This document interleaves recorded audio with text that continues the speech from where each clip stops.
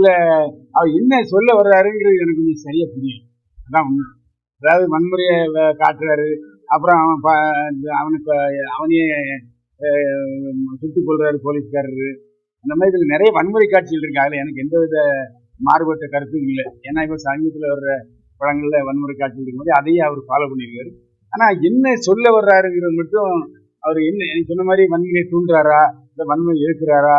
இப்போ போதை அடிமைன்னா ஒரு பொம்பளை சீரட்டு குடிக்கிற மாதிரி காமிச்சிருக்காங்க. அந்த மாதிரி இன்னைக்கு கருப்பு சேட்டை போட்டு நிற்கிது அப்படின்னா நான் பெரியாருன்னு சொல்ல முடியுமா? திராவிட கழகத்தை சேர்ந்த சொல்ல முடியுமா? ஓடிட்டாங்க.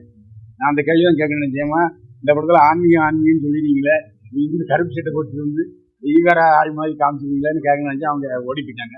ஒரு பெண்ணு சீரட் பிடிக்கிறதாகவும் ஒரு பெண்ணு தண்ணி அடிக்கிறதாகவும் காமிச்சது எனக்கு உடன்பாடு இல்லை. ஏன்னா ஒரு தமிழ் வச்சு எந்த சூழ்நிலையும் அப்படி இருக்க மாட்டாங்க. இந்த கலன் அதே மாதிரி திமிரு பிடிச்சவனுங்கிறது எனக்கு உடன்பாடு இல்லை. அதான் உண்மை. ஏன்னா ஒரு படம் எடுத்திருக்காரு, அதுல அதாவது ராஜாவு இந்த பாரதிய ஜனதா கட்சி கொடியை கூட இதுல காட்டல.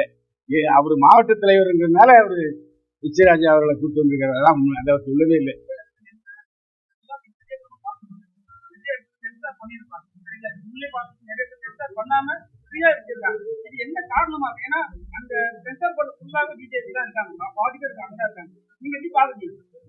சமீபத்தில் புஷ்பா 2 வந்துச்சு.